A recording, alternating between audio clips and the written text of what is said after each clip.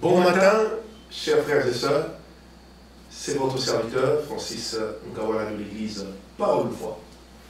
Et bien, ce matin, nous voulons parler sur un thème très important. Nous sommes toujours dans notre série d'enseignements sur les dons spirituels. Et ce matin, nous allons parler sur le Saint-Esprit et nous. Lorsque nous parlons du Saint-Esprit, retenons que nous parlons d'abord d'une personne, quelqu'un qui a des attributs, et quelqu'un qui a un caractère, de quelqu'un qui a une personnalité. Ça veut dire de quelqu'un dont la personne est différente de celle du Père et du Saint-Esprit, bien que la Trinité soit un composé des trois. Alors, retenez qu'il est important de noter que le monde des dons spirituels, le monde du Saint-Esprit, c'est d'abord un monde de responsabilité. Ça veut dire que Dieu traite avec nous en tenant compte des responsabilités. Je veux que nous puissions prendre ensemble dans Luc 4. Je vais lire dans Luc 4 la version parole vivante. Luc 4, la Bible dit au verset 1, en revenant du Jourdain, Jésus, rempli de l'Esprit Saint, fut conduit par lui dans le désert. Rempli de l'Esprit Saint, fut conduit par lui dans le désert. Ensuite, le verset 18. La Bible dit ceci, l'Esprit du Seigneur repose sur moi.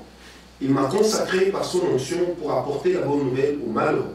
Il m'a envoyé pour annoncer aux captifs qu'ils peuvent être libérés et aux aveugles qu'ils verront de nouveau, pour apporter la délivrance à ceux qui sont écrasés sous le poids de leur fardeau et proclamer l'année où le Seigneur accueille les hommes et leur témoigne sa faveur. Vous allez voir avec moi qu'au verset 1 de Luc 4, on parle de l'Esprit qui est en Jésus, parce qu'il en est rempli. Mais par contre, au verset 18, on change de dimension, on parle de l'Esprit sur l'homme. Alors, lorsque nous parlons du Saint-Esprit et de l'homme, il est important à savoir qu'il existe trois dimensions de communion. La première dimension, c'est le Saint-Esprit en nous, Luc 4, verset 1. C'est dans cette dimension que l'homme est capable de produire le fruit de l'Esprit. C'est le monde où notre salut est confirmé par la qualité de vie que nous menons. Le Saint-Esprit en nous. C'est là que l'Esprit nous pousse à reconnaître Jésus-Christ comme notre Sauveur, comme notre Seigneur. C'est également là que le fruit de l'Esprit est produit en nous. C'est là que nous commençons à produire les fruits d'une personne qui est repentie, des fruits dignes de la repentance. Ça, c'est la dimension de l'Esprit en nous. Donc l'Esprit est en nous, et lorsqu'il est en nous, il nous remplit. Et c'est lorsqu'il nous remplit, comme disent les assemblées de Dieu, c'est lorsqu'il nous remplit que le signe initial est le parler en langue. Donc l'Esprit en nous, ce n'est pas seulement la conversion, mais c'est également la dimension de la plénitude. La deuxième dimension, c'est le Saint-Esprit sur nous. C'est là que le Saint-Esprit déverse sur nous son onction, sa capacité, sa grâce. C'est là que nous devenons capables de recevoir l'onction et de pouvoir l'utiliser. Et l'onction de Dieu s'utilise par rapport aux besoins que le Saint-Esprit veut atteindre dans le corps de Christ. L'onction ne s'utilise pas selon ce que nous voulons, mais c'est selon ce que Dieu veut. Ensuite, il y a la troisième dimension, c'est le Saint-Esprit avec nous.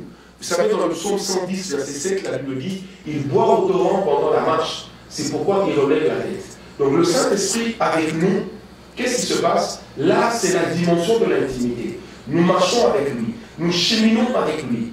Il devient pour nous la source auprès de laquelle nous nous ressourçons. Permettez-moi cette tautologie. C'est là que si nous avons une panne sèche dans les dons, nous avons une panne sèche dans l'expression de l'onction, nous avons une panne sèche dans notre communion, nous venons auprès du Saint-Esprit, chercher à être ressourcés, chercher à boire auprès de ce torrent qui ne peut jamais, jamais tarir, parce que le Saint-Esprit n'est pas le torrent de Kérit, il est mieux que le torrent de Kérit.